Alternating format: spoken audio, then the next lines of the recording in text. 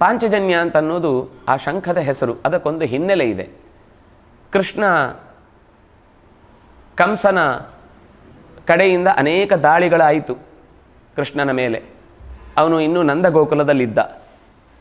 ಮುಗಿಸಿ ಅಂದರೆ ಯಾವಾಗ ಕಂಸನೇ ಕಳುಹಿಸಿ ಅಕ್ರೂರನಿಂದ ಬಿಲ್ಲ ಹಬ್ಬಕ್ಕೆ ಬರಬೇಕು ಅಂತ ಹೇಳಿ ಕಳುಹಿಸಿದಾಗ ಕೃಷ್ಣ ಅಲ್ಲಿಗೆ ಬಂದ, ಕಂಸನನ್ನು ಕೊಂದ.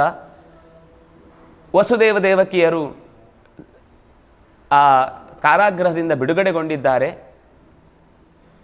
ತಂದೆ ತಾಯಿಯಾಗಿ ಮೊದಲು ಜವಾಬ್ದಾರಿ ನಿರ್ವಹಿಸಬೇಕಾದದ್ದು ಅವನಿಗೆ ಸಂಸ್ಕಾರಯುಕ್ತವಾಗಿ ಉಪನಯನವನ್ನು ಮಾಡಿದ್ದಾರೆ.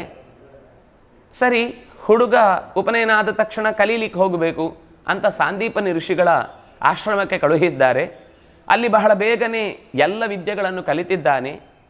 ಕಲಿತು ಗುರುಗಳಿಗೆ ಗುರುದಕ್ಷಿಣೆ ಕೊಡಬೇಕು ಅಂತ ಕೇಳಿದ್ದಾನೆ. ಕೇಳುವಾಗ ಗುರುಗಳು ಹೇಳಿದರು, ನೀನು ಕೃಷ್ಣನಿಗೆ ನಾನು ಗುರುವಾಗಿದ್ದೆ ಅನ್ನುವ ಟೈಟಲ್ ಕೊಟ್ಟದ್ದೇ ದೊಡ್ಡ ಗುರುದಕ್ಷಿಣೆ, ಇದಕ್ಕಿಂತ ಏನು ಬೇಡ ಅಂತಾರೆ. ಆದರೆ ಹೇಳಿ ಗುರುಗಳೇ, ಒಬ್ಬ ವಿದ್ಯೆಯನ್ನು ಕಲಿತವ ಗುರುಗಳಿಗೆ ಮರಳಿ ಏನಾದರೂ ಕೊಡಬೇಕು, ಅದು ಕರ್ತವ್ಯ. ನನ್ನ ಹತ್ರ ಏನೂ ಇಲ್ಲ ಅಂದರೆ ನಾನು ಕೇಳ್ತಿರ್ಲಿಲ್ಲ. ನಾನು ಖಂಡಿತ ನಿಮ್ಗೆ ಏನಾದರೂ ಕೊಡಬೇಕು ಅಂತ ಬಯಸಿದ್ದೇನೆ, ಹೇಳಿ ಅಂದಾಗ ಗುರು ಪತ್ನಿಯ ಕಡೆಗೆ ಕೈ ತೋರಿಸಿದಾಗ ಆಕೆ ಚಿಕ್ಕಂದಿನಲ್ಲಿ ಕಳೆದುಕೊಂಡ ತನ್ನ ಮಗನನ್ನು ಪ್ರತಿ ದಿವಸ ತನ್ನ ಗುರುಕುಲದಲ್ಲಿ ಉಳಿದ ಎಲ್ಲ ಮಕ್ಕಳನ್ನು ನೋಡಿ ನೋಡಿ ಕೊರಗ್ತಾ ಇದ್ಲು.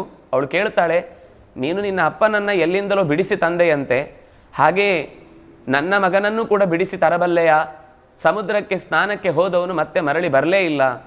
ಆ ಪುಷ್ಕರದ ಜಾಗದಲ್ಲಿ ತನ್ನ ಮಗನನ್ನು ಹುಡುಕಿ ತರ್ತೀಯಾ ಅಂತ ಕೇಳ್ತಾಳೆ.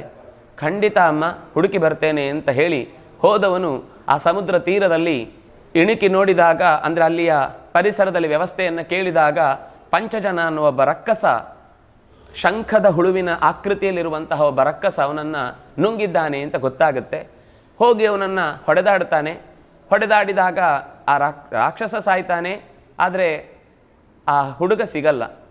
ಆಗ ಆ ಶಂಖದ ರಾಕ್ಷಸನನ್ನು ಕೊಂದು ಆ ಶಂಖದ ಚಿಪ್ಪಿನ ಆಕೃತಿಯಲ್ಲಿದ್ದಂತಹ ವಸ್ತುವನ್ನು ತಾನು ತೆಗೆದುಕೊಂಡು ಬರ್ತಾನೆ. ಕೊನೆಗೆ ಆ ಹುಡುಗನನ್ನು ಯಮನಿಂದ ಬಿಡಿಸಿಕೊಂಡು ಬರ್ತಾನೆ. ತಂದೆ ತಾಯಿಗೆ ಒಪ್ಪಿಸಿ ಅವನ ಆಗ ಅಂದರೆ ಹುಟ್ಟಿದ ನಂತರ ಈಗ ಬೆಳೆದು ದೊಡ್ಡವನಾಗಿದ್ದರೆ ಎಷ್ಟು ದೊಡ್ಡವನಾಗಿರ್ತಾನೋ ಆ ವ್ಯವಸ್ಥೆಯಲ್ಲಿಯೇ ದೇವತೆಗಳಿಂದ ಅನುಗ್ರಹ ಪಡೆದು ಆ ಮೂಲಕ ಆ ಮಗನನ್ನು ತನ್ನ ಗುರುಗಳಿಗೆ, ತಾಯಿಗೆ, ತಂದೆಗೆ ಒಪ್ಪಿಸ್ತಾನೆ. ಅಂದರೆ ಗುರುಗಳನ್ನೇ ತಂದೆ ತಾಯಿ ಅಂತ ಕಾಣುವುದು ಅಲ್ಲಿ ಗುರುಕುಲದಲ್ಲಿ ಒಂದು ಅಭ್ಯಾಸ.